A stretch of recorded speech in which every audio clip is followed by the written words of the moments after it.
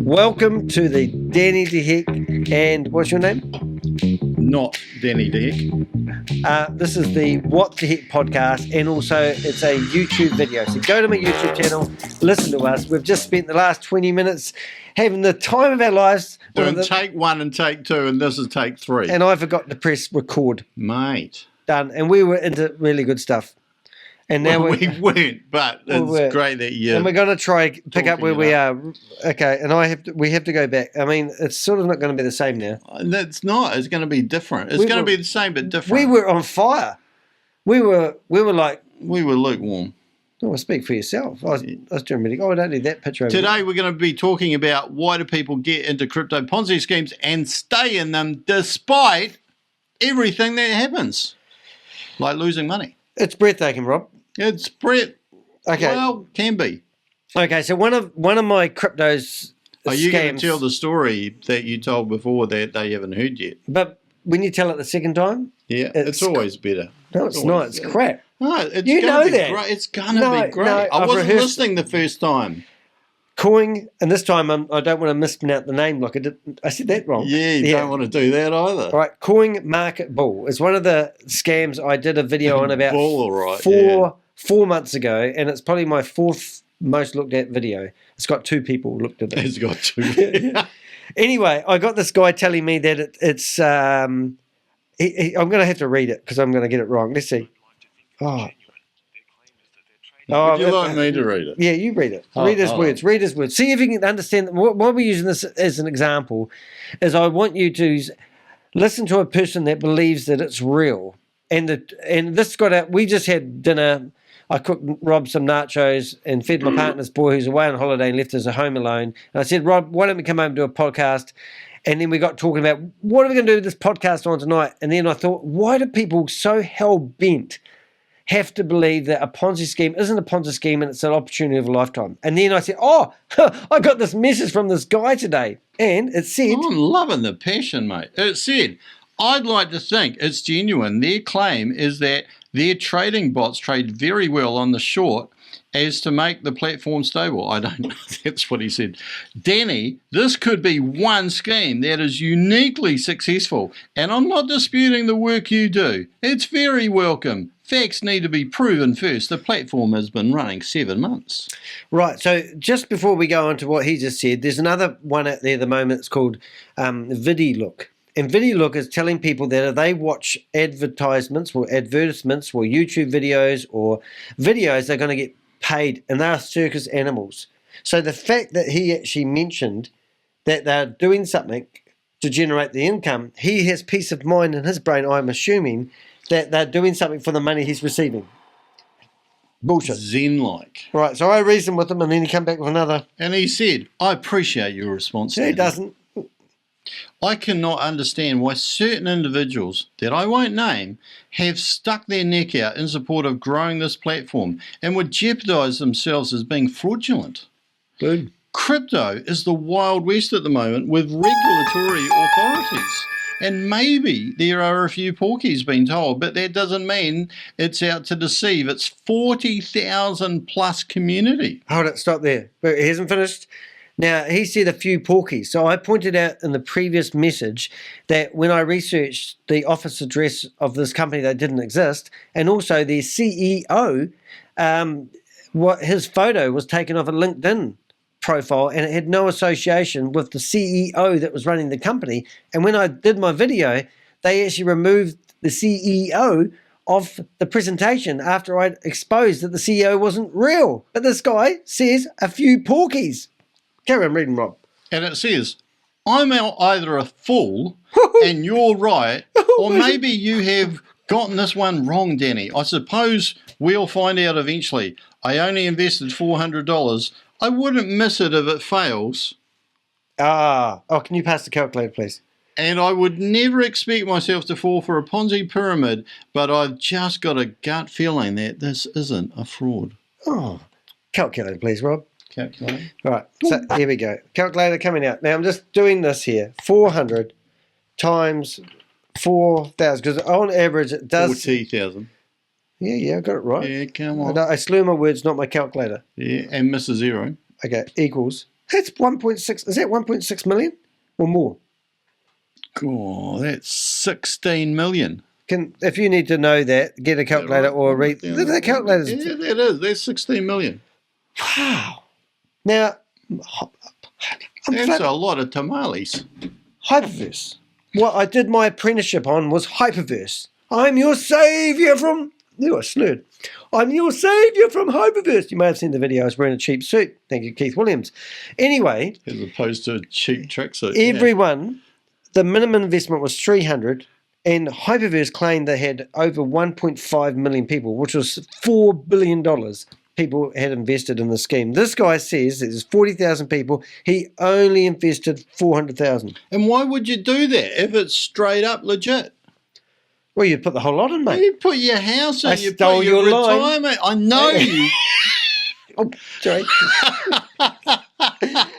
If you really believe this was legit and the returns are astronomical, why would you not put like 400 plus sell your car, plus sell your dog, your partner, your furniture, your house, your retirement fund, everything you got, you just throw it all in there, wouldn't you? Yep. Yes. And this is where our conversation said, I know exactly what we're going to talk about tonight, Rob. We're going to talk about why do people so hell believe that something is the real deal? What is the hope they're hanging on to? But where did we get to? How do they get in and not want to get out? Yeah, and the funny part about this particular one, I get messages like this all day long, Gov. All day long, bud. Yeah, and the very last part of this message, I just about choked on my nachos. Maybe you should read it because you're better at reading than me. I'll try. The one there. Thank you, Danny. I appreciate your detail. Sure he does. I've not taken a withdrawal yet, but I'll try tomorrow and I'll let you know. It's not a Ponzi scheme, but I've never tried to get my money out. Oh. Excellent. Now, let me. Oh, that hurt my head. Now I know where the red stuff comes from. Oh, I know. So, just in case you're thinking, just because this is how it was. I knew a lovely lady once, and she told me the system, just once. Recently? The system worked because I tested it. How did she test it? Well, she invested $750, and then when she got to the end of the reward system, she got her $750 back. Wow. But at that time, she had an opportunity to reinvest her money. And if she did that, she would get 40% off the next opportunity that they had on the ladder system. Brilliant. And did she do it? It was an educational program that didn't have any program. Brilliant. It was called Cash FX. Right. Okay, that's one. So, point was, he might get his money out. He might. If he gets his money money out. Would it out, have been his money or the money coming in afterwards? Afterwards. Lower down the pyramid. But this is how it works, because he's going to go withdraw his money and he's going to get his money. Yes. And he's going to come back to me and said, you, point at me, you do not know what you're talking about. What are you talking about? Because I got my money back. Because I got my money back. However, the guy that got his money back may have also recruited a couple of family members because he had the feel-good factor. He felt good. He felt like a brother from the hood. And what that really meant was that they noticed that he recruited 2 people, because on average, everyone's told in these Zoom meetings that people watch to recruit people. And if he did, then they're probably going to say, do not piss him off. Uncle Sam wants you. Yeah, do not piss this guy off because he's recruiting other people. Yeah. So they'll feed him his money back. He's he wins. A leader. And he goes around telling everyone, he says, Danny, you're an idiot. You don't know what you're talking about. He's not far from the truth. But I can't stop people from putting money into these Ponzi schemes because they know it's a Ponzi scheme, I believe, but they think they're smarter than the Ponzi scheme and they're investing money that they believe is they can afford to lose. What other mentality is behind it, Rob? And you know that if you go to your bank and put money in, they'll say, are you making a deposit? Can you afford to lose this? I had a mate that was getting ripped off $5,000. Dave, their mate Dave. Dave. Yeah, he got a telephone call and the guy said he's been hacked, but he can fix his problem. And he said, Excellent. for your efforts, we're going to pay you $500. So Dave he's 70 I something. wish I could get those phone calls, Danny. Well, he did. He shared his screen, and the guy transferred $5,000 out of his business account into another account. Brilliant. But when he said, well, have a look in your bank account. So Dave went and looked in his bank account, and he saw that $5,000 had gone into his bank account. Wow.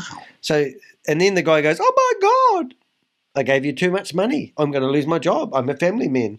So then he said, can you return the money, but you can't return it the same way it went in? Dave went down to Western Union, and he was prepared to put $5,000 and pay it to somebody he'd never met in person. And the lady asked him that question, have you ever met that person? And he said, no. And then he clicked. He might have got scammed. And that was the deal. They transferred, they got access to his bank account because he didn't realise they were watching his screen. And then they transferred his own money to another bank account. He didn't know the bank account number of his own, and that's how it worked. But these guys, I don't know why I started telling that story. I don't either. There was a mentality. They bullshitted him on the phone, made him feel good, build a relationship with him. Good. And that's what we're going to talk about. They used compassion and the psychological warfare. This is the part where Dave, no, you're another guy. Rob is going to do the rest of the talking. I'm going to answer questions when he says. Not Danny. Go, Rob. Not Danny. Cognitive biases we're going to talk about tonight. Oh, my God. What's that word mean to a dyslexic person? Well, you shouldn't have asked me that because I've got a really long response here. I know what cognitive bias is. It's when you've been out running and you're dehydrated and you can't go to the loo. Yeah, it's an electrolyte imbalance. I knew that. Or it refers to systematic errors in thinking or processing information that can occur in our minds, leading to deviations from rational judgment or decision making. These biases are often automatic and unconscious, meaning that we are not aware that they are affecting our thought processes. Cognitive biases can affect any aspect of our cognition, including perception, memory, attention, reasoning, and decision making. You had me a hello. In other words... Yeah, it is something to do with your stomach when you've been running too much. In other words, a lot of these schemes, whatever it is that you want to call them, play on how our brains are hardwired. Okay, well, I can break this down because we had a pretty good fit. Break it down. Well, I broke it down, man. I broke it down when we were at dinner, and I thought we should be recording this shit. And then we sat here and we nailed the first session of this, and I didn't hit record. Yep. So now... So you're getting third best, but never mind, because we are finally going to get onto the first cognitive bias. All right. Yes, confirmation bias. So when I read this out, think about why you got involved or might have wanted to get involved and not get out of a Ponzi scheme. Confirmation bias, the tendency to search for, interpret, and remember information in a way that confirms one's pre-existing beliefs or hypotheses while ignoring or downplaying evidence that contradicts them. In other words... Oh, thank goodness you had other words, because you've been to university and I'm a house painter, okay? That's my profession. I'm a trained painter and a decorator, and I'm one hell of a wallpaper, all right?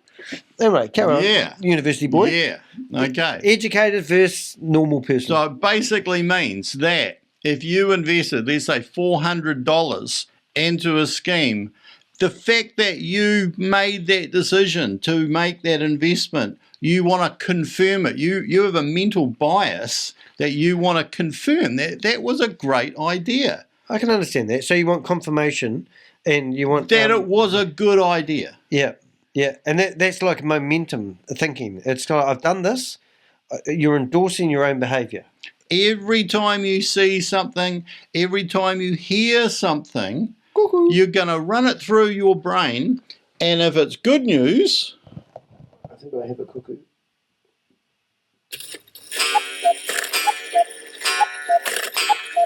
Is that good? If it's good news, you're going to amplify it, and if it's bad news or disconfirming, you're going to get rid of it. All right, so you've... Okay, so I think I get that. I think I do get that. Can we break that down to, like, a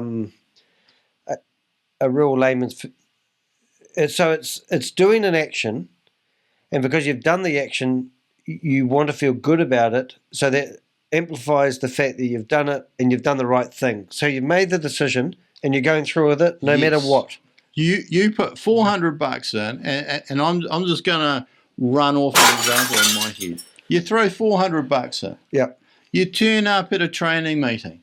All these people look really credible. They must have looked really credible for you to have actually put your $400 in the first place. Yep. Right? So every time you listen to them and they're telling you good news, you're thinking, yes, man. I've done the right thing. I nailed this. Yep. I did the right. I'm intelligent. I'm intelligent. I'd like to think I know that. how to invest. Crypto is good. All right. And then you make a withdrawal and you go, yeah. So where do they get that? He was wrong. Where, yeah. Where do they get the decision from to make? Where do they get the? I suppose we're going to go into that, but I mean, where do they? I think how do they get sales trained? techniques, isn't it? You know, So like it's good marketing. It's, you know, like there's a flash website. Not that I've seen too many flash websites on crypto Okay, schemes. so is it positive peer pressure in a way? Like, is it the fact that you're sitting there around other people that are chanting you? It's like going into a room of religion. Let's use religion. I love religion. You know how much I love religion. You go into a congregation of people and they all believe in Jehovah, right? And then you're the only one that doesn't. Yes. And they're all sitting there praying to Jehovah. And you're thinking, Jehovah sounds like some cool dude. And you might even come back next week and you might be sitting on the fence. Well, let's go back one level here, Yeah. right? You're friends with these people, aren't you? Well, I grew up with them. You're friends with the people. You grew up with them. You went to the place of worship with them. Yeah. Those are all decisions. Well, you decided that this- you like these people. You decided that they were worth hanging out. Confirmation bias again. So if all these other people that you like and you rate and you wanted to have in your life, if they're all going down that path, I should go down that path Actually, as well. I got a funny story. And Martz, I won't say his last name. About time you had a funny story. But Martz wanted to be a millionaire. So he started up a millionaires club. As you do. Yeah, and he sorry, Matt, but you're not now, but he'd become a very good millionaire. He was 5 million millionaire. Wow. Yep. But he did it. He did it because he hung around people. So I think this is what yes. you're drawn to people. So if let's say you're drawn to people that live a glitz and glamour lifestyle, people that like Ferraris and like flash clothes and Gucci handbags and Ray-Ban glasses. What's that say? Just say Ray-Ban. Ray-Ban. Yeah, I'm cool. So because I've got Ray-Ban glasses, when Rob goes to the shop and they're going through all the different brands of glasses that he could get, and they mentioned Ray-Ban, his subliminal mind might go, Danny D. Heck has Ray-Bans? Yeah, Ray-Ban glasses. And his brain might automatically go into, I need Ray-Ban glasses. Ray-Ban is cool. Yeah, Ray-Ban. And that may be how it is. So it's who thinking it's who you hang around. Yeah, well, you've made decisions that you're going to hang around these people, that you're going to start a club, whatever that decision is, people want it to be the right decision. You go out on a date with like a guy or a girl, you want it to be a good date because you invested your time in it, right? You want to confirm this was a good choice. All right, so I've got a couple of things that come to mind. When I was asked to be in a podcast for Radio New Zealand, and the guy got COVID. I didn't get to go in it, but he said he wanted my opinion on the effects that Ponzi schemes were having in the Pacifica community. And I said, I don't actually know anything about the Pacifica community. And he goes, we really want to have somebody who can talk to us explaining why the Pacific community are in danger of scams. And I said, actually. Well, maybe they're really trusting. Well, the Black African community that I bust in HyperVerse, they were all people 50 plus, all religious and all Black Africans. And you'd go to these Zoom meetings with 1,800 people in them, and it seemed like 70 or 80% of the people were black from the Black African community. And it was quite interesting because you're looking at the demographics of these people and you're thinking, well, actually, they are all, and I think it's the same in the Pacific community, and it's all, so they target people who like being part of a community.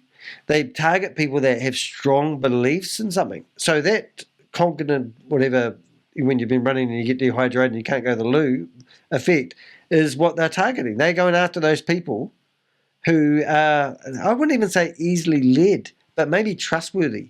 I think that probably what's happening is that they're recruiting people that are going to go and recruit people that they have something in common with. So that's why you recruit your family members, your friends.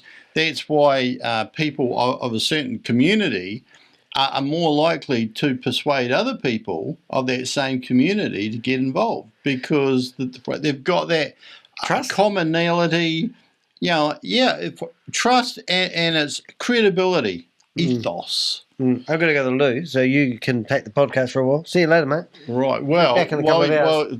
yeah. No, right. He better not be a couple of hours. But we'll just move on to the second cognitive bias, which is availability heuristic. I learned this years ago, I'd completely forgotten.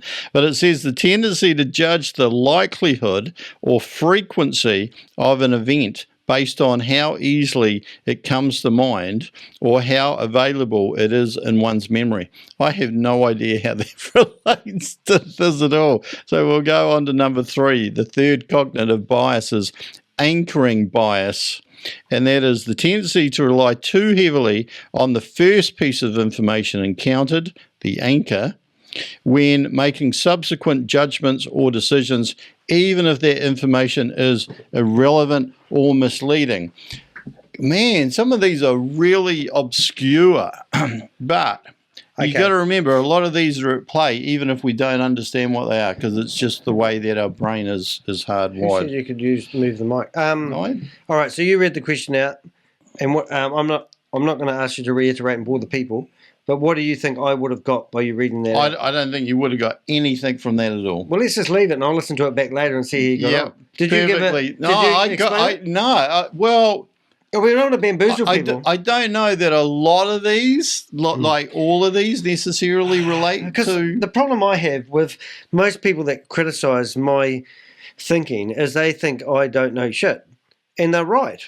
But I think some of the people that get conned by these, like the guy that rang me up and told me he lost $5 million to a Ponzi. 5 million? 5 million. First thing I said, now what would you say if somebody said, I lost $5 million to a Ponzi scheme and I think I've lost my money? Oh, I have no idea, actually. First thing that comes to your mind when somebody, say if I come to you, Rob. Are you nuts? I am, yeah. Or actually, how bloody rich are you? Close. And that's what I said to him. I said, where did you get the money from? Yeah. Because first thing I think is, how can you have that much money that $5 million doesn't mean anything to put it into something that you must be over 100% certain in, or you're prepared to give something a go because money doesn't matter, because he's playing with money he's prepared to lose. Do you know what he said? What did he say?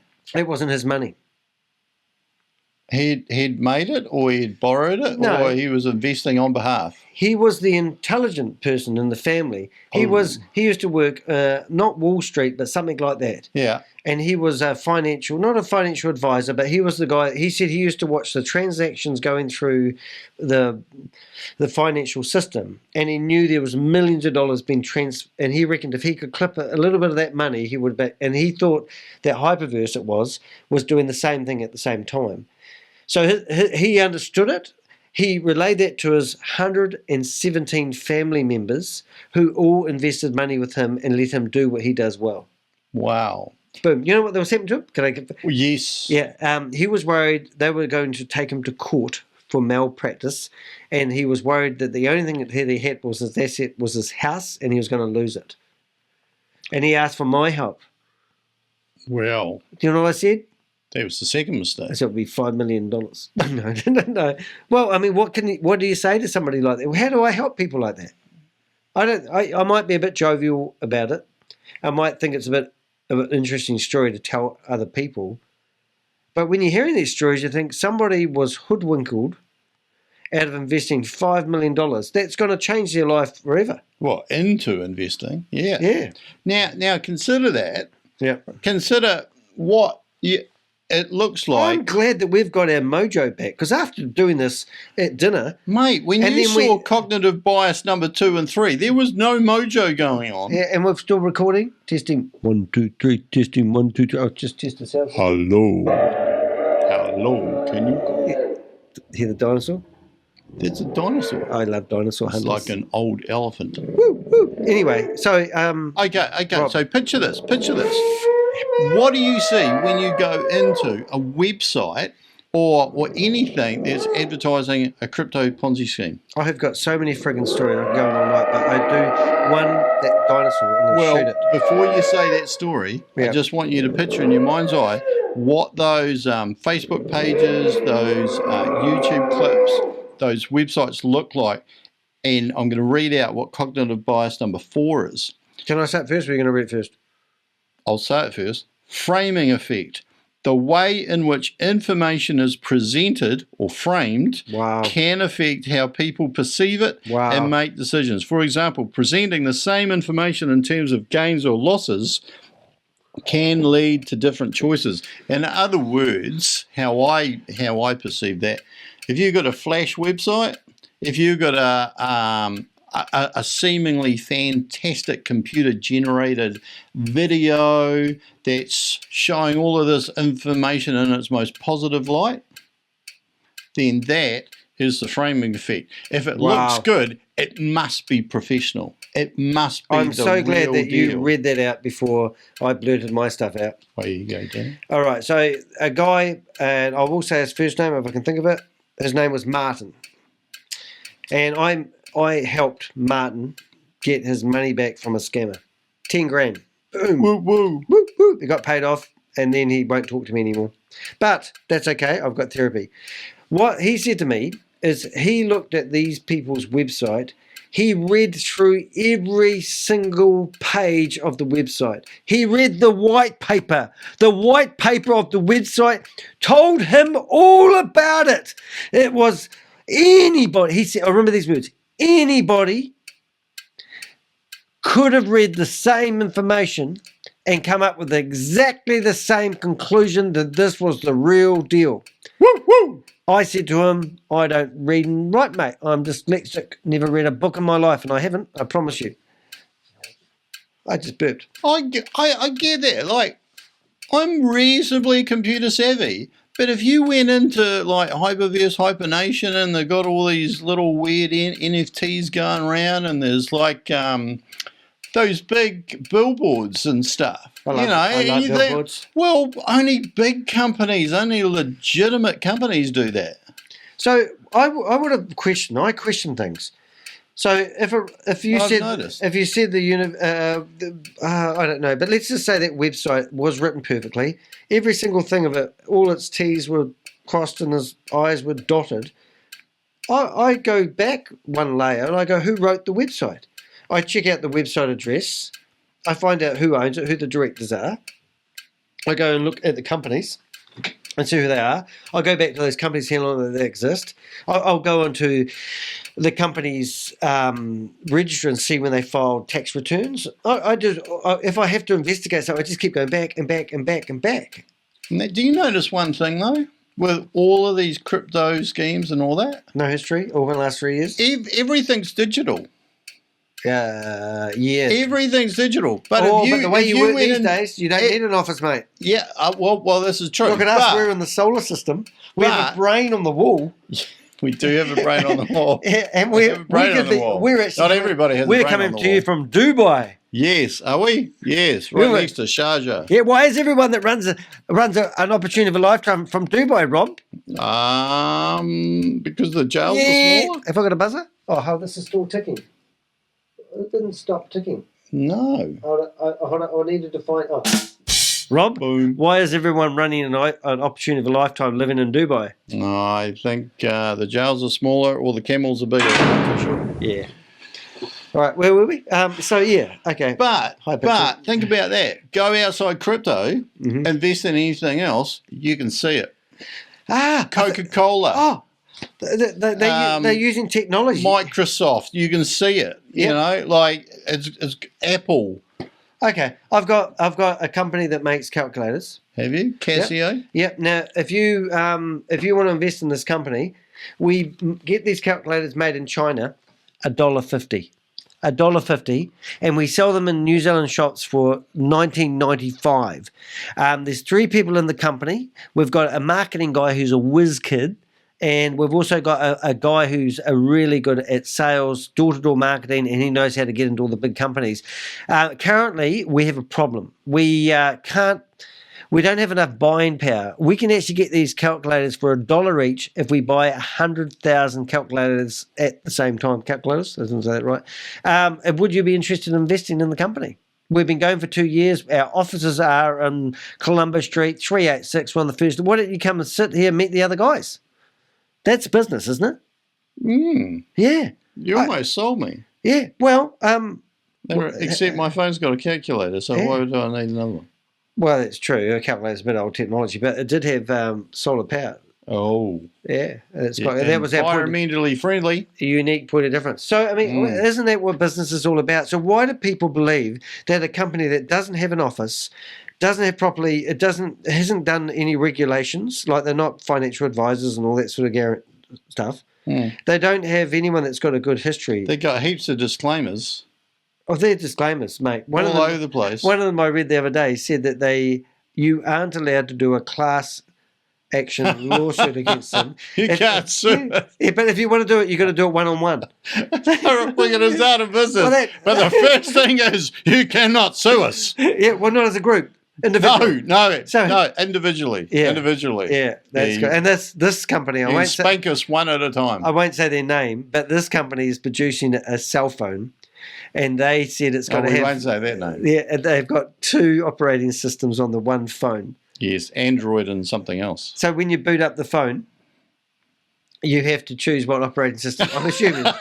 and I don't know why. I have no idea why Apple or Samsung haven't come up with the same technology as this company that's got no history, no cell phone technology, brain power, and they've got this amazing phone. And not only this phone is going to mine for tokens. Unbelievable. Yeah, all on a phone, mate. Unbelievable. Yeah, and it's a phone with little shovels on the inside. Yeah, but because it's doing something, people perceive that when they invest in this company, that's where the money's coming from. But don't question it. That is exactly what that is. That is the framing effect. It's being framed to look legitimate. It's being framed that this is different. Go for it. Crazy, but true. Number five. Hey, I hope we understand number 5. Feeling a bit hazy. Okay. Hindsight bias. The tendency to believe after an event has occurred that one would have predicted or expected the outcome, even if there was no basis for that prediction at the time. Wow, break that down to Danny's brain. That is an interesting one. I guess what See, I listened to those words and I glazed over, and I'm wondering if other people, when it gets complicated and they start talking technology words and phrases that are in crypto, that they glaze over and they start believing what you say rather than what it actually means or translates in their brain. Because I didn't understand any of what you just said. Well, I was struggling myself, but... It was brilliant then. Okay, can we read it again, and this time to the people? Well, you don't know what we're talking about, but you should believe it. I want you to read it again, because I'm going to absorb this. This time I'm going to listen. Okay. I'm going to listen. Hindsight bias. Hindsight bias. All Hindsight's 2020. Knowledge before, not thinking back about what you should have done after you've done it. Hindsight. Yeah, the tendency to believe after an event has occurred that one would have predicted or expected the outcome, even if there was no basis for that prediction at the time. So what that could mean is that if something bad has happened, like if there's some bad news that gets rolled out on any of these schemes, like withdrawals have stopped. It's not sabotaging your own mission. Well, what I feel that is that if they announce that there's some bad news, we're going to stop withdrawals, and then they come up with because we need to reset the system. So this is a good thing and blah, blah, blah, blah, blah. That anybody who's invested, they go, I could see how that happened. Of course. A brilliant one. Only a great company would do that. All right, I did talk about this, and this is my words, not Rob's, because if you want to sue anybody, sue Danny DeHeck because he's up for it. All right, understand that. I'm being sued. This is not my video. I'm not even here. I'm being sued for $3.8 million at the moment. Don't worry, kids, I've got this covered. I want to talk a company that's called ViDiLOOK. Now, ViDiLOOK, 7 days before it happened, they were in a Zoom meeting and I was listening to them, and somebody asked the question, what happens if people start buying multiple accounts? And they said, we're not too concerned about that, blah, blah, blah, blah, blah. 7 days later, the company ceased all the withdrawals and claimed that there were 10,000 multiple accounts, and they've frozen everybody's money until they figure out who's got KYC details, know your own customer details. And then everyone, they've frozen the money. Now, to reward the people that are loyal, that aren't theoretically robots or AI that have created these accounts. Now, I'm just going to go on for here for a bit, and you might want to listen to this, but every account that you purchase was between $50 and $1,500. So 10,000 fake accounts were created, and the people that created them overspent $50 or $1,500. I don't know. So there's a lot of money gone in to create these accounts. Now what they told everybody, because they're fake accounts and it's a Ponzi scheme, so they're relying on people. Everyone that buys an account recruits two other people. The formula has to be there, otherwise it falls over. They seized everyone's money. They said to everyone that was loyal that we're going to double the amount of VDL, or whatever their coin is, for their loyalty. Then they said that it is now a beta system, and that they're going to release a version 2 of the platform where people will have the opportunity to create new accounts with new USDT. So people that have lost their money, got it in hold over here, and now have the opportunity to sign up on a new system, which is the same successful platform, which was only a beta. And all of a sudden everyone's going, I didn't know it was a beta. I thought it was a real deal. But then But in hindsight, this must be a brilliant thing that they're coming through, because these people are really credible. Not that I know anything about ViDiLOOK at all. You don't. And then all of a sudden, Sam Lee, who's meant to be a hero, has decided to invest $40 million. Sam Lee in that? Yeah. Sam Lee's invested $40 million into ViDiLOOK to get it out of the shit, because he's there to help the people. Because ViDiLOOK was a friend of his opportunity. I'm not even going to go into it, but what I'm saying is that it's just a rinse and repeat, because what they've done is people are sitting there going, oh yeah, well, fair enough, they got hacked and they thought it was wise to jam all the money, and that gives positive affirmations to the activities that these criminals are doing. Confirmation bias. I made a decision. Yep. All of these explanations may not sound totally credible, but it must be right. It just must be right. You have to believe. I believe. I made a choice. I'm going to stick in there. You're a good fellow, Rob. Yeah. You're a good man. And although, as that hindsight bias said, I could not have predicted this. I could not have predicted this, but the fact that it's happened, it must be a good thing. Yeah. All right. I'm not sure if we got these biases right, but you do your own research at the end of this video. Just don't tell them to do their own due diligence. I am a financial advisor. I'm not a financial advisor. I am quite happy to advise you. He thinks he knows everything. I know nothing. And one other thing I did discuss while we were having my beautiful nachos with Rob, I said, people tell me this one is the real deal. And I often say to people, can you please give me one too good to be true opportunity that actually was the real deal, other than buying a lotto ticket? And that's how we started our chat about buying, lottery tickets. But none of the opportunities that I've invested, not one, not even half of one, not even a hair of a whisker of a donkey's ass, has actually been the real deal. So far, and I said, I'm going to change myself. Has there been one, apart from the big crypto, like Ethereum or in fact, I don't even know about any of these either, but like Bitcoin's real, isn't it? Oh, yeah, but these Ponzi schemes are giving crypto a bad name. because they are using crypto to get people's money. Then they transfer. So the people that make the money here, there's people at the top who create these Ponzi schemes. There is the multi-level marketers. They are the culprits. They are the thieves. They are the bastards. They are the people I'm after. And then you've got mum and dad investors who trust people, who believe in the community, believe what they hear. And that sounds logical. It's all this stuff. They are the people that fall for this stuff. Well, wait for this, Danny. Wait for cognitive bias. I want to get off my high horse. Cognitive bias number 6. Overconfidence bias.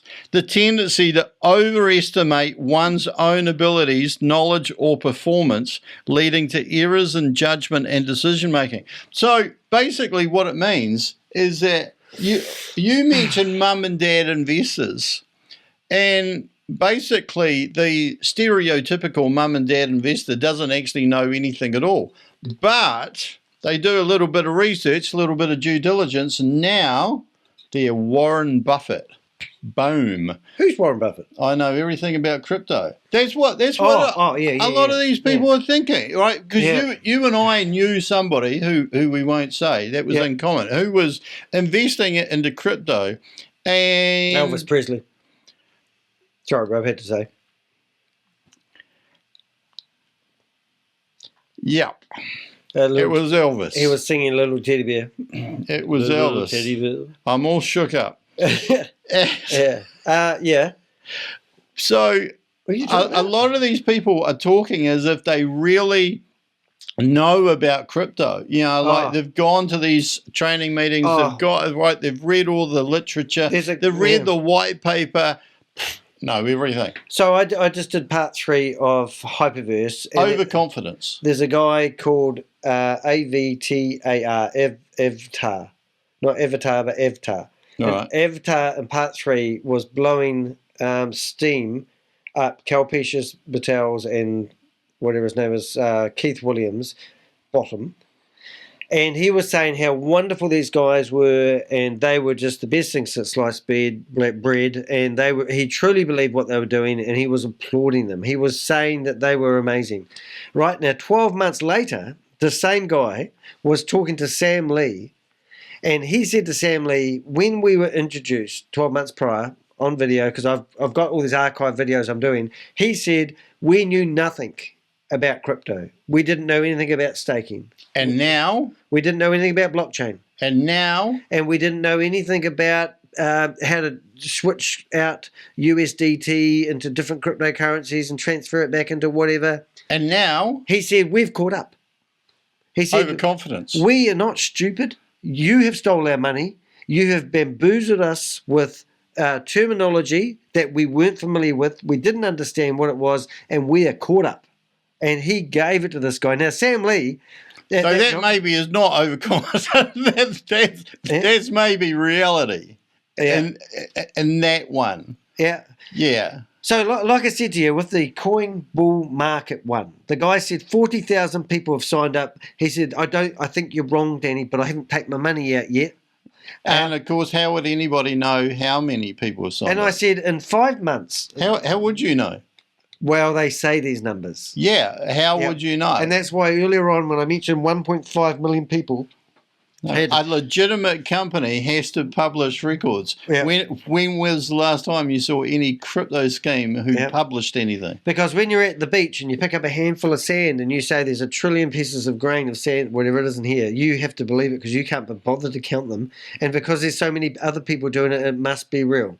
And, of course, the hand would be closed around the sand. You go like this and it's like, oh, my God, it's not a good look, you know. So what I was thinking of, let's just say coin market bull, 40,000 people, that's 4,000, that's too many zeros, times 400 equals 1.6. 16 million. 16 million. And then you're going to say, right, let's just say in the next, going at the same level, let's go times 5. Yeah, well, how many? That's 8 billion, isn't it? What's the rate of return? That's 80 million. No. 16 million times 5, 80 million. Oh, you're clever. You should be an antique dealer. I should have. So my point is, there's not enough stupid people to invest. Oh, I don't know. But in HyperVerse, they seem to have found enough stupid people to keep investing because they got momentum. They had like people like Kalpesh Patel who are multi-level marketers. I don't think the problem here is that people are investing. The problem is that the money that is being invested as capital isn't being used to make any money to pay the returns. The returns are being paid from the investors. There's no trading going on. There's no product being sold. Why don't these people question that fact? Why do they believe that the money is? I don't know. Even on my videos, I said, "Where's the product?" Have you got a YouTube channel? No. You said But if I did, when I grow up, maybe. But where is the product? Like, if you were like a member of the public, for any other business, like insurance, banking, anything that produces a product or a service, the public can go and find the product or service, buy it, put money into the business, which is then generating the profit and paid out to the investors. But in a lot of these crypto schemes, it seems that the only money going in are the investors. I know why. Danny, do you have a question? I have an answer. You have an answer. Because they have looked at a certain demographics of people and they have packaged up something. Like I'm a plant-based eater. So don't take me to a meat-eating restaurant and expect me to sit down there and eat a meal. Did you catch fire? Not yet. I can light things on fire. So they know, they have studied, and this is NLP training, getting a bit deep here for those people who are peasants. Very deep. But they have gone after people that have belief. And I have no they belief. believe that they don't need to have a product because this is the future.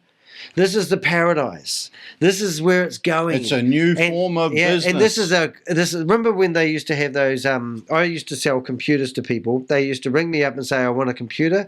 I want a Hewlett-Packard computer, the ones with the speakers each side of the screen. And they would go and put one on hire purchase of Noname.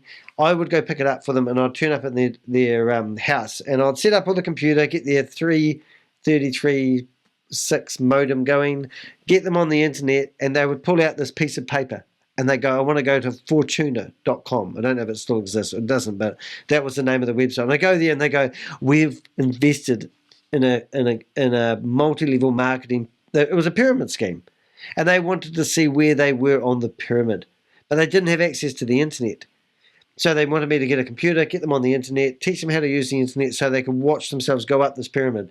At that time, that company was a big, massive scam up, and they were using technology to bamboozle people. The thrill of getting on the internet, the thrill of typing in a website address, the thrill of communicating. I get bamboozled listening to your videos sometimes.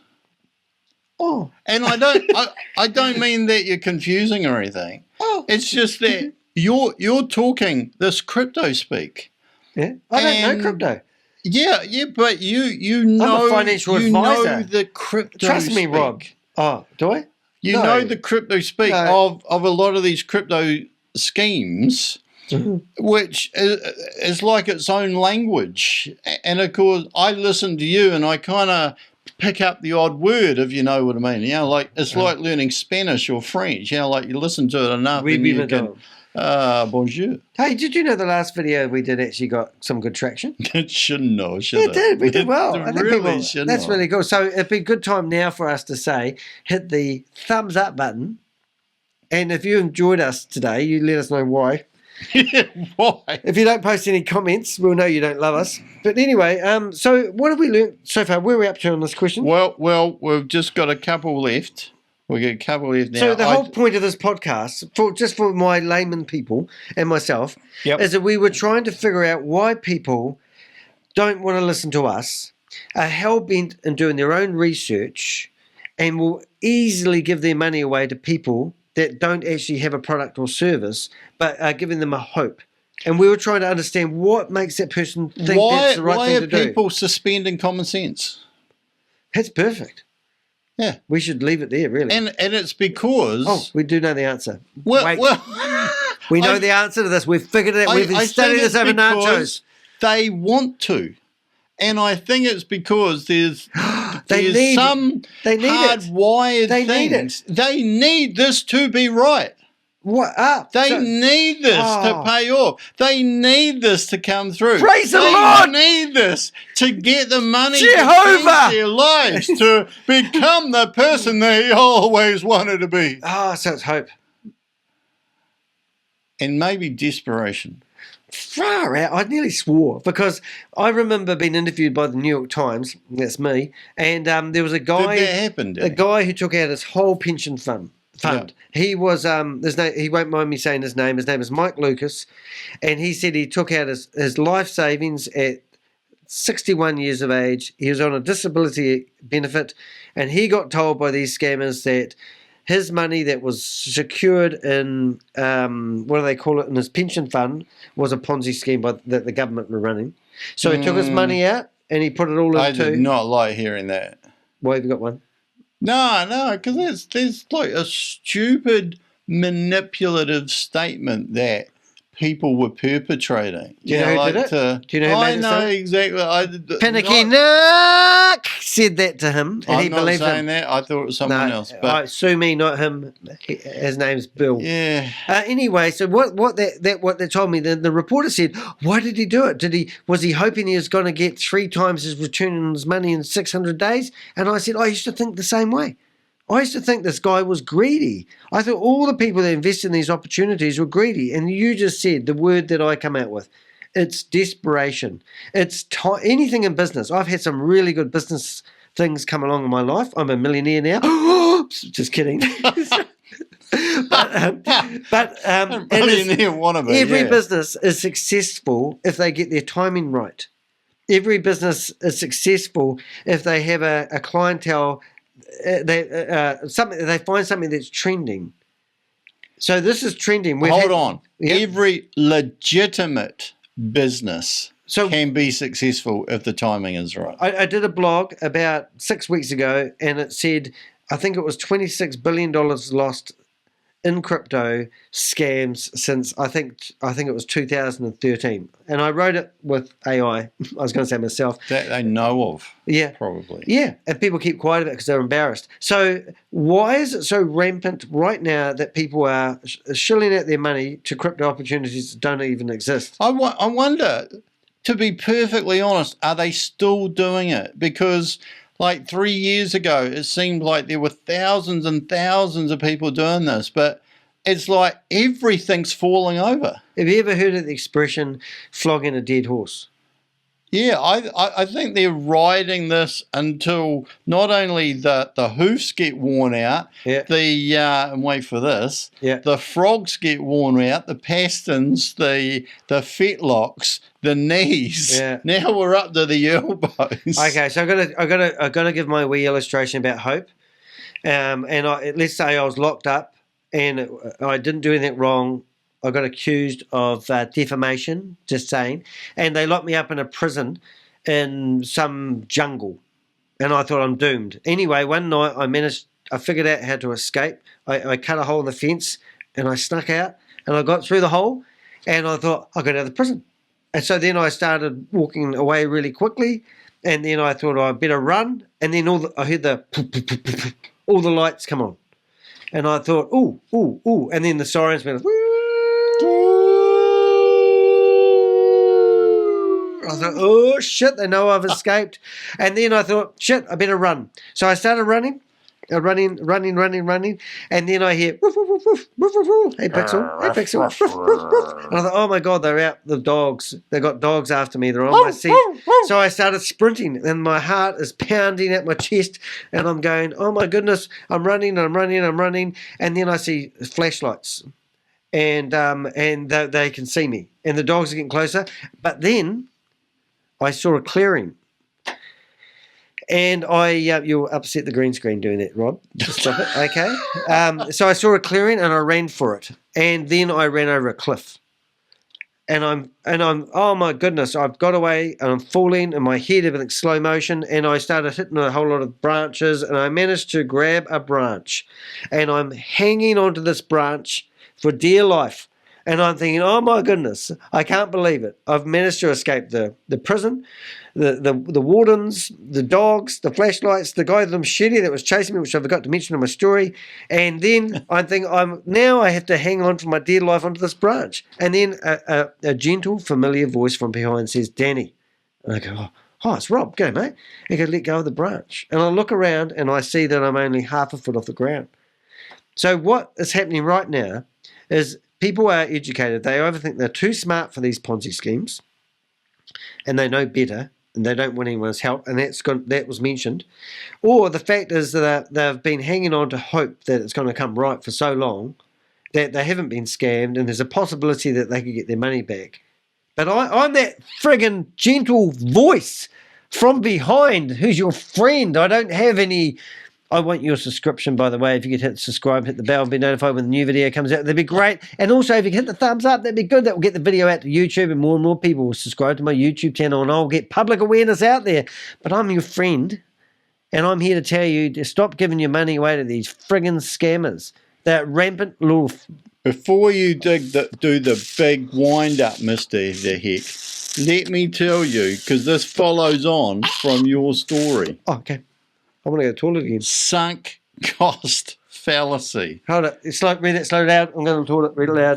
Don't touch the mic. Tendency Louder. to continue investing time, money, or resources in a project or decision, even if it is no longer rational or beneficial because of the investments already made. I'll just repeat that. So this is a sunk cost fallacy. This is where you've made a decision, and because you put your heart and your soul or all of your hopes into it or whatever, you don't want to let it go, even if it's completely now irrational. So I'll just read that again. The tendency to continue investing time, money, or resources into a project or decision, even if it is no longer rational or beneficial because of the investments already made. And we've seen when HyperVerse went down and withdrawals stopped, and it was pretty clear that that was dead in the water. For ages they said it wasn't dead in the water, just hang in there, these people have got it sorted. And Danny, I think I got most of that. Did they ever make withdrawals in HyperVerse? No. Yeah, they did. They did. One lady called Brenda Chunga, I called her Chunda, she had brought in, and this just sounds incomprehensible, but she brought in incomprehensible. $640 million worth of revenue she brought in her downline, which technically speaking, she got 20% of that. So they are the people that make the money, and this is where people keep missing the boat. Mum and dad investors may get some money out and feel quite happy about it, but mum and dad investors may also bring their church group into it. So I had a church, this is how sick it was. I had a church guy tell me that he felt ashamed of what he did to his church people. He said that he introduced congregation. So he introduced 180 people into HyperVerse, and he made, I think he said, $200,000 from them joining it. He introduced 180 people, made 200,000, but his team now was 6,000 people. He used to feed me the videos of the HyperVerse Zoom meetings that were private by recording using the church recording studio to capture the meetings, and then he would give me access to them. The minister of the church, burpees, was recording the meetings to give the congregation so they could invest in this Ponzi scheme. I mean, that to me, being an ex-Jehovah's Witness, like that is just like use and abuse and flog the congregation and get their money out of them. It's that congregation. It's that overconfidence in your own ability, because those people must have thought, hey, I know enough about this. I'm confident in my own ability to spot a good investment, a good opportunity, right, for these other people, and other people are going to help. Yeah. But that last one, that sunk cost fallacy, is that the fact that I've invested in this No, despite the fact that withdrawals have stopped, despite the fact that everybody's running away and stuff like that, I'm going to hang in there because I've made an investment and I'm just going to hang in there. And I'll repeat this, the tendency to continue investing time, money, or resource into a project or decision, even if it is no longer rational or beneficial because of the investments already made. If you hadn't made an investment, you would see it for what it is. This is like casino. Yeah, if you're on the outside of it, if you're not invested, if you don't have any confirmation bias going on, if you don't have any overconfidence in your own ability, if you're just on the outside, you haven't got a dog in the fight, and you're just watching a lot of these schemes from the outside, neutral, no money invested, you can just go, well, this is crazy. It's obviously falling over. It's obviously fake. Coming back to those websites and stuff, the one thing that I noticed is that in most of these schemes, I don't think I've found one that breaks this rule. If you go into those websites, there's little hints in there. There's little things about there's no proper way to contact places. There's spelling mistakes. They might be fonts dyslexic. Are wrong. They could be dyslexic. They could all be dyslexic. But there's little how many tips. times I get judged from my spelling when I'm trying to help somebody save millions? And a lot of these scams, there's little things. If you look at it objectively, you can just see little faults that professional businesses do not have. One thing that really pisses me off, because I used to own a business networking company, and I used to help small to medium-sized businesses network and just talk to each other, And this is where I think a lot of people have gone out and got these get-rich-quick opportunities, invested in crypto, passive income. This passive income. I wish that people had not spent their time and energy investing in the cryptos. Sure, you may hear of these great stories where people got rich, but if people spent the same time and energy that they put into these other get-rich passive income opportunities, they could have a really successful business right now. I was actually talking to Danny before we hit record on this about a person who said everybody that they knew who had a lot of money had made a lot of money investing. Correct? Yeah. Yep. Yeah. And what it was is that this person thought, if I just invest money, I'm going to actually make a lot of money. And I said, how much money have you got to invest? And this person had a few $100. And I said, it would not matter what you invested that in, or it would not matter how long you invested that in. You are never going to get rich. But if you go back and have a look at those people that you know who do invest and are wealthy, they had actually earned a lot. See, I've had roller coaster money in my life. And I've had things that turned into things. I think anyone that wants to be successful in business needs to start doing rather than talking. So I believe that this passive including income, us. Yeah. No, I want to make a living out of this. Now, let's say I'm a podcaster and people go, oh, how much money do you make from Google, right? I think I've made $4,000 in the last 12 months from... Have you? Yeah. Where's my cut? Yeah, well, sorry about that. Oh, that's right. I don't use it. Subscribe to his YouTube channel that he won't tell you. However... I'm not going to make I'm not going to make my money from my YouTube channel. I think you will one day. Well, maybe. 20 years. But I'm going to make my money YouTube, because I've currently got over 200 videos on my YouTube channel about Ponzi schemes and scams. Now, my favorite YouTube channels, I watch not porn. It's PAWN.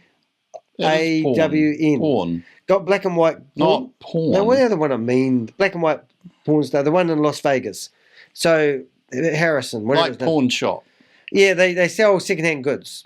All right, Antique Roadshow. It's real funny because Rob is an antique dealer. This is okay, but don't tell him where. But anyway, long story short, there's another one called in Detroit, and they do, and I've watched that. But I don't just watch one episode. I binge watch all these episodes. So I believe that one day when people finally realize that Danny wasn't a total idiot, that they will probably watch all my 200 videos.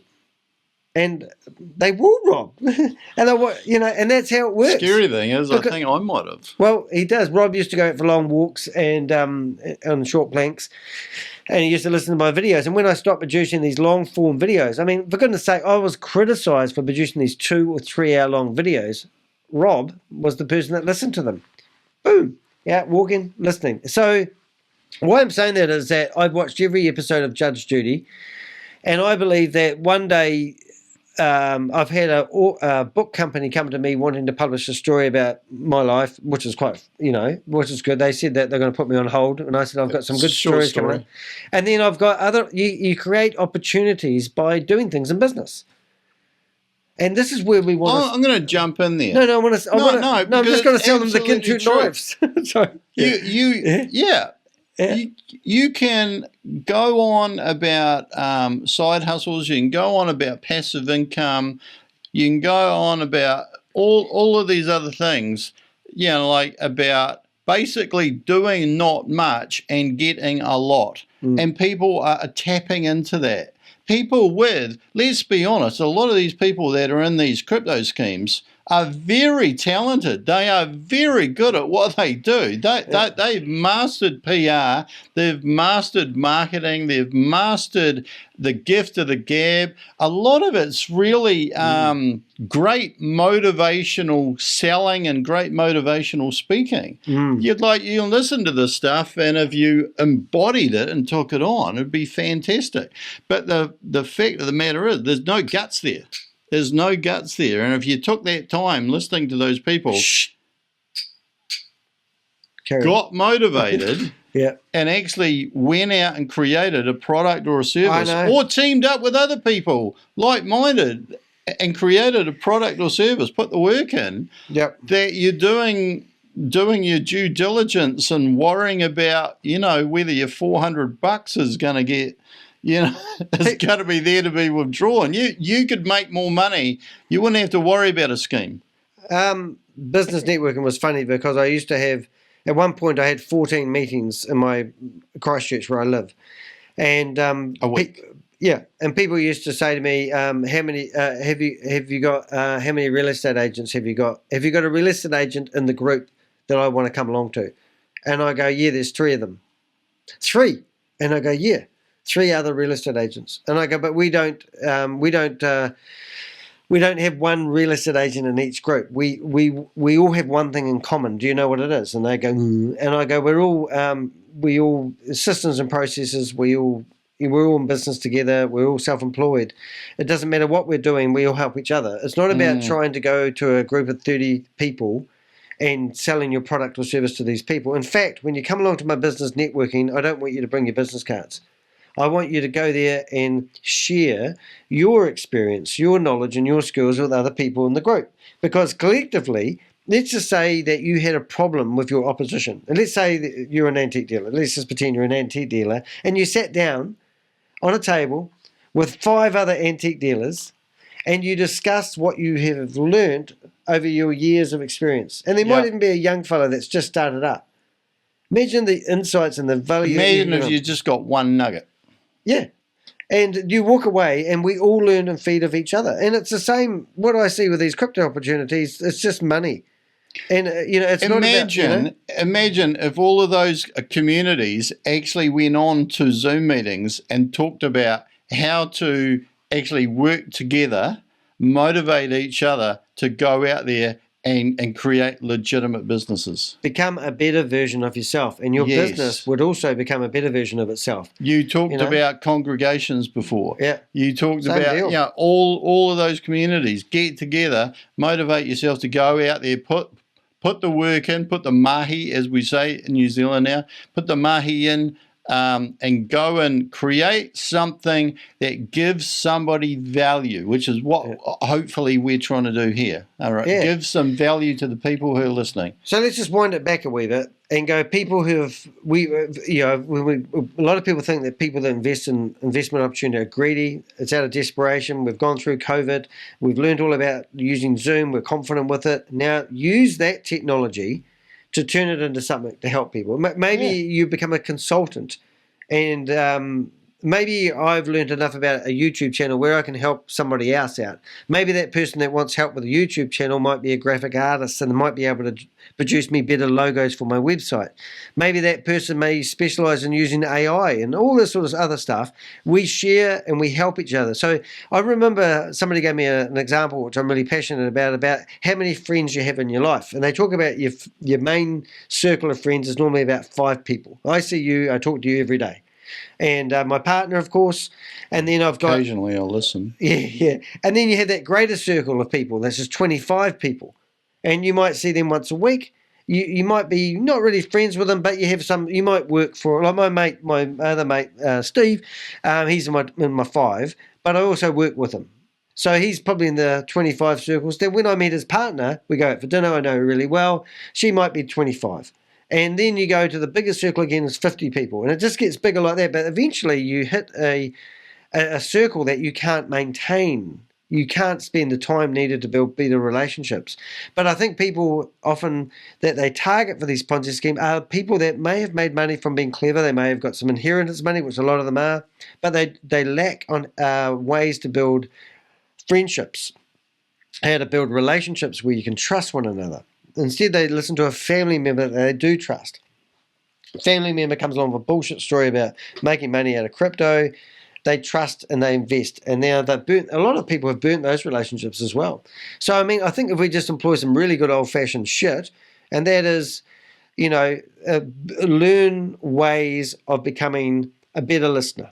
Listen to what people are saying. The me, I. How's it going, Rob? And Rob goes, great. Bullshit. Rob's got issues, I've got issues, and why don't we get honest and get down and dirty and say, yeah, I'm not feeling too good today. I mean, we don't talk about mental health much because we're not allowed to, or we've been told that we should talk about mental health. Now we drain somebody else. Rob comes over and goes, I'm not having a good day today. Danny's sitting there thinking, oh my God, he's driving me to drink. Wish he'd shut up.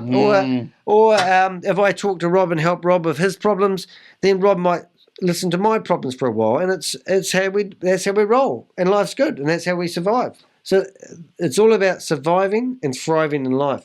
And why I do these Ponzi scheme shit, and you're pretty much the same as people making silly mistakes, and sometimes they need a bit of Danny and Rob. Yeah. You like that? I like that. I didn't push record. Are you serious? Right, I'm just going to sprint through the cognitive biases. We've got 10 more. The first one was confirmation bias. You've made a decision, and therefore you're just only going to listen to all of the good news that supports it, and you're going to ignore the bad news. That's a mistake. Another one here is the framing effect, the way in which information is presented. Hey, if it looks great, that's a good one. It doesn't mean it is. Yep. Go and get someone else to have a look at it and see whether they thought this stuff looks great. And get somebody young or older than you, younger or older than you. Get somebody who's not in the same circle. Yeah. Hindsight bias. If something unexpected comes up, don't make up in your head, yeah, I kind of knew that would happen. That makes perfect sense. No, you did not know that was happening. You did not know that there was hacking that was going to occur. You did not know that everything was going to get frozen. You did not know withdrawals were going to stop. An important part of that there is when that happens and people speak out, they get cut off. And then they listen to that. Yeah, but the fact that they get cut off means that you should speak out as well, not that you shouldn't, because they're teaching you a lesson. Jimmy spoke up and he's out now, so you just got to shut up and take it. You've got a person over here who's right into tech. You've got a person here who's got a degree in commerce. Don't get stuck into overconfidence bias. A lot of the stuff around crypto, a lot of the way they frame it, it's purposefully complex. I don't understand any of it because it's made to be complex. Anybody who wants to sell anything legitimate wants to make it as simple as possible for everybody to understand. And the other thing, so you mean there's no metaverse and there's no decentralized there's definitely financial system on the blockchain that's going to be staked for the next 2 years, which is going to build an independent future? Beep. if Bitcoin doesn't take off, there's no help for anything else. So I've if heard of Bitcoin's going down, there's a fair chance that all of these proportionately minuscule schemes compared to Bitcoin are not going to take off. There's not going to be 100 cryptocurrencies that take over. The whole purpose behind a cryptocurrency is that there is one and it does take off and it becomes commonplace. So I want to be perfectly clear that these multi-level marketing schemes, I'm currently looking at 60 of them, are not really anything to do with crypto. They are using crypto to fool people out of giving them money. It's the vehicle. Yeah, that's right. The crypto, theoretically, clever technology, yeah. And I've never lost any money to any crypto. I have invested in crypto a wee bit. I currently have absolutely nothing. And I have to say that because I'm getting legal aid, because I'm getting sued for 3.8 million. But they thought I was a millionaire. Brilliant. So did I in my head, but it didn't eventuate to paper. But the real big one here for me is the sunk cost fallacy. And it basically means... Whoa, I must have been going to the toilet for the second time. It basically means if you have already done it, if you put money in, don't put more money in chasing it. Is that when you lose at the table or the casino and you think, I'll double down? Yeah, like if you put money in and they come up with some scheme that says, well, this has fallen over, but, as a gesture of goodwill, we're going to allow you to spend more USDT to get in over here. And you're thinking, well, I put $400 in and it's serial, I'm kind of hooked. No, you're not. You lost it. Stop. Serial Ponzi scheme investors. There's the new terminology. I'm a serial Ponzi scheme investor. Yes. Yeah, it's like well, a lot of people are. Remember those Nigerian scams?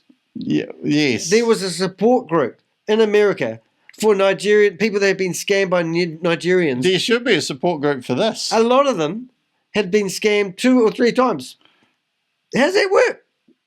I don't know. Wouldn't you be scammed once? I don't know. Once bitten, twice shy? Is that all 10 of them? No, that's not all 10. But I think the ones that we covered were the key Breaking ones. news. There's another one here. We're going to mention Charles because of the algorithm, the Google algorithm. We've got to mention trending topics. Coronation, King Charles, Queen's Mary, be proud of him. What was the other thing? I did hear that King Charles has launched the Charles crypto coin. Oh, is it called CCC? Charlie? Oh, the CCC. I see what you did with that. You like that? Actually, what if the royal family did come out with their own cryptocurrency?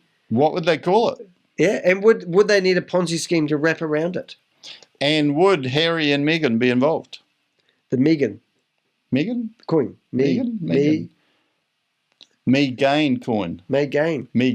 I invested. Me gain a lot from crypto. I did make money in crypto, and I invested in Shemu. Was it Emu Shemu? Everyone would know what I mean. Shemu. I'm sure they will. I can't remember it, but my mate who was into crypto, who lost $3 million to crypto, told me I need to be invested in crypto, and I just need to put money onto crypto every week.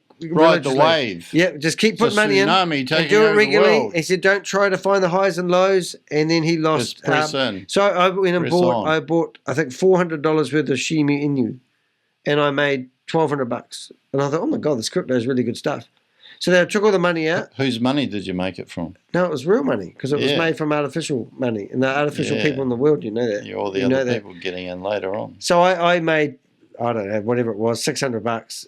He lost $3 million. And he was sitting there with tears streaming down his face telling me he didn't want to be on the earth anymore. And I had to talk him. Do you know if you make money from crypto in these schemes, you're actually profiting at the expense of the people that have lost money? But the whole world is like that, and the bank system isn't giving us the money we want. I put my money in the bank. I can't argue with that, Danny. Well, and I'll give you an example, Rob, so you understand, because you're a bit thick, is I put $10,000 in the bank 2 years ago, and I went to the bank, and how much was there? How much? $10,000.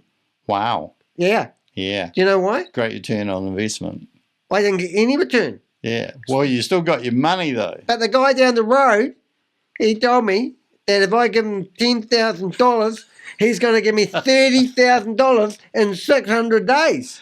Excellent. And you know what? Excellent. And what was he going to do with the money? I can see the money on the phone. It's just the guy with the book. He said to me, a few pixels glowing my way. The guy on the phone that I'm talking to for the bull market thing is telling me I don't know what I'm talking about, and he hadn't taken the money out yet. What the hell is that? What am I? I'm sitting there going, took money out of his wallet, put it in his phone, hasn't got it back out yet. And he said, but he can see it. Yeah. And I was like, well, what would that be? Can we talk about that? Be able to see the money, not get the money, but feel like you've had a good investment opportunity. Well, I think that is the stereotypical confirmation bias.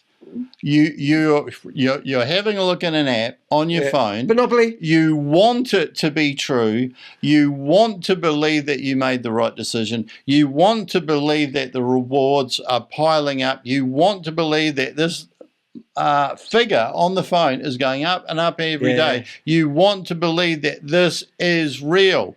And just when I start when I start to doubt it, they promise me something new is going to come out soon. Yes. And I just need to wait. Yes. Is the first flag. And put a little bit more money in. Anytime they tell you need to be wait and you're not exercising patience and you really should go along and talk to your psychiatrist about your attitude, then that's when the flags should be waving that you feel like you're standing behind a Learjet with his jets flowing in your face going, oh my God, surely that's logical.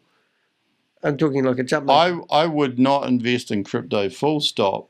Yeah. But if I did, I would never invest in anything that had rewards or a membership. Full stop. People used to ask me, have a look at the scam. What do you think? Do you think it's legit? I've never found a legit one yet. And I said, does it have crypto? And they went, yep.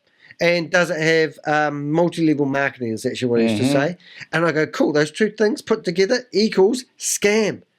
Now, you prove me wrong because I get these WhatsApp messages and these Facebook messages from people all day long going, hi. And I go, hi. And they come back and they go, where are you from? Even though it's on my Facebook page and everywhere on the, who doesn't know where the crypto Ponzi scheme Avenger is from? And I go, New Zealand. And they go, I'm from New York. I work for the Financial Institute of the World. And I see that we're in a similar group together. And I thought we'd have a chat. I go, thank you. So nice to hear from you. What opportunity should I invest in? Because I've just got this money from my inheritance burning a hole that I don't know what to do with, and I need to give it away as quick as possible. Are you that person? Don't give it away. What we got? Is that it? I was just actually scrolling through Messenger because if you want to make a lot of friends, let's read a few. You've got one. No, if you want to make a lot of friends, you find a Facebook page online that's got something to do with crypto. Read this one. Stick that. I'm glad we met on Facebook. Cheers. How are you? Now I must admit, Charlotte Emma is one hot lady above my pay scale, but I'll give it a go. She goes, how are you? And I go, how did you find me? I see you are my referrer friend. What the hell does that mean? But she is Asian lady. We don't speak the same language, and maybe that's the problem. Your post is very interesting. And I write back, why? And she goes, what why?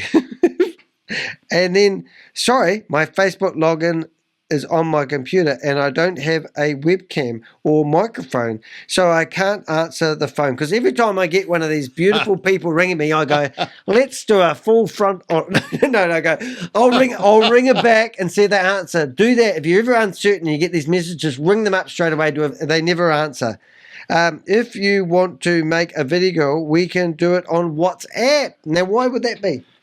It's absolutely crazy. But yeah, like if you go on Facebook, go into any of those crypto Facebook pages, you will get friends coming out of the woodwork. I had one here called Esposito. Is that ringing? Yeah, I'm ringing her. Oh. She can't answer because she's not a person. She's a bot that is not a real person. So I just went, well, you read your one while I'm. Oh, you got what's the one saying? Okay, right. So I got, hello. I noticed you are a member of Hyper. What's your review about the company Hypernation? Are you making plans of migrating into Hypernation? And I said, I'm not involved in Hyper. I merely provide commentary on it. Are you? And she said, good morning. Although I'm already with HyperVerse, but not migrated into Hypernation because I'm still having my doubts about Hypernation as well. And ever since I started making my private finding about Hypernation, no one has said any sensible thing to me. And that sounded perfectly rational. Unfortunately, as I went on, she's trying to rope me in Yeah. to actually investing. You know It's what? like walking through quicksand. All these people latch onto you like leeches. Because your data has been sold to people, your demographics has been sold to people who are doing like-minded scams. And there's a high possibility that you've been scammed once, you'll get scammed twice. And that's exactly what happened. So I got one the other day saying from this lady, which I can't read the name, but I've got an Israeli lawyer after me at the moment who's writing stupid stuff, and I get this lady, and they're trying to figure out, because I get legal aid, they're trying to figure out whether I'm a millionaire or not. So this lady wrote back and said, hi, I understand you offer personal branding. Now I meant to run back to this lady and go, yes, that's correct. I charge $1,000 an hour, and then she's going to use this to incriminate me. So I wrote back and says, yes, I did. I do personal branding. I've got a lady in Israel that I've just finished doing her personal branding for, and I've sent back the picture of the lawyer who's trying to entrap me. That was funny. Did you have any more like that? I've had quite a few, but I realised I've actually deleted the whole lot. But it is amazing. Like, a lot of these people have got no qualms at all. They're not people. Just trying to rape. Well, I think a lot of the ones that I was talking to actually were people. No, but they a weren't, lot of Rob. those, I think you've got to embrace were. technology. They were not. Here's one here. Okay. Here's Jenny, and she's wrote hello, a nice smiley Jenny's face. got it. So my answer is, hey, thanks for reaching out. I have to admit, I'm a bit skeptical that you are not a real person and are a bot, since I get so many similar messages every day. But who knows? Maybe you are a genuine human. Maybe you should read that. I'm going to stuff it up. But who knows? Maybe you're a genuine human being who's interested in having a real conversation. And if so, that's great. Just know that I've had my fair share of experiences with scams and dodgy investment opportunities, which is why I was once featured in the New York Times. I've never heard that before. And given the nickname, the Crypto Ponzi Scheme Avenger. So if you're not here to try and scam me or pitch me some bogus crypto investment, and you really are a human being with genuine intentions, why don't you tell me a little bit about yourself or share a funny joke or interesting story? I'm all ears. But who knows? Maybe you're a genuine human being. Did you copy this again? Oh my God. So you're not here, blah, blah, blah, blah, blah, and no reply. No reply. But normally I get a reply back and they go, hi. And then you go, and they go, where are you from? And you go, and I had this thing on my phone, set up a shortcut. If you've got an Apple iPhone, go into your keyboard settings, and it's called Create Shortcuts. And you just basically put the word BOTS, which stands for bots. You write this big lengthy message that you use AI to write, telling them that you want to interact with a real genuine person. And if so, please go to my website, find something about me, and tell me that you are a real person. They never read it. They can't read it. It's all bots. It's the world we live in. We're just bots. A bot signed up for like a bank account the other day, all by itself. Yeah, it was really cool. It was on the news. Ah, yeah, it was real cool. So the bot actually managed to figure out how to open up a bank account all by itself. Oh, good grief! Yeah. Hey, we're done. I think we're done. I think we're all done. That's all right. from me. Theme music. You've been listening to Danny DeHeck and not Danny. Excellent. He's my sidekick buddy, good friend of mine. Hopefully we've given you some insight today. And like every YouTube or every podcast you hear out there, please do subscribe. Give me your money. Oops. Did we do that? We did. We do take the money. We take coffee. Do we? I'll tell you a funny story there. Now, I do love... Oh, wait, there's more. I do love... I have a thing called Buy Me a Coffee. And this lawyer that's trying to find out whether I actually don't earn much money and don't deserve legal aid, was trying to prove to the New Zealand, I don't know who, the Legal Aid Society, that I'm making secret amounts of money on Buy Me a Coffee. So I had to go into my Buy Me a Coffee account, and I added up that I'd made a whopping 31 cups of coffee over the last 2 years. Well done. Some random person bought me 5 cups of coffee the other day. Can't get more random than that. No, he didn't say his name. He didn't give me anything about him except just bought me 5 cups of coffee. Excellent. Yeah. So anyway, that added up to $155, and that's just a token way of people saying nice. Now, I promise you, if you buy me 1 coffee, I will sip it with Rob. And he'll be even more hyper than this next time. Yeah. Now, remember, this is a, not that you forgot, I'm not saying you're stupid, because if you are listening to this, you probably have never invested in a Ponzi scheme and you listen to every word that we say. Yep, so go to the podcast, have a listen. You can find us on all over the place. We're on iTunes, we're on Spotify, we're on Google Podcasts, and we're also on a YouTube channel called the Danny De Heck YouTube channel. You can watch us in live and watch us in real person. We're quite a couple of characters, actually. And I don't know, what are we going to discuss next time we do an impromptu? Something different. Well, that's great. I like that already. There you go. Yeah. That'll be different. How different? Markedly. Yeah? Yeah. This is where people were thinking, wish these guys would finish. I think we could do our shortest ever video, and we could do one about successful Ponzi schemes. Oh. Does come to mind of that guy that's in New York, Casey Neistat. Yeah. He put a video on, and it was just a dot or a black screen, and he had over 1 million people look at it. Do you think if we uploaded a blank video... I reckon that would work. 1 million people? Give or take 999,000. When we're famous and we're proper amazing YouTubers, I'd have to say yes. So it's, as I said earlier on, as my mother, who doesn't talk to me because she's a Jehovah's Witness, would say, no one's talking about the elephant in the room. The elephant in the room today was, don't give your money away to these Ponzi schemes. Buy us a cup of coffee instead. If you're going to throw it away, throw it our way. Hey, thanks for listening. This is the podcast and YouTube channel. I'm Danny De Heck. I was the host, and I have my good friend... Someone else here with me today. He doesn't want to be sued. That's it. Wait for me to finish. I'm going to stop it now. I'm going to do the clicker. Tell them why I do the clicker. You do the clicker to align the video with the audio. Yeah. Or is it the audio with the video? It puts a spike in the audio file. And then because for some reason I'm using this tech gear that doesn't all marry up successfully with my gear, and when I put it into my editing software, which is Final Cut Pro, because I'm on a Mac, I can just slide it along 8.3 seconds. It's just short of a second.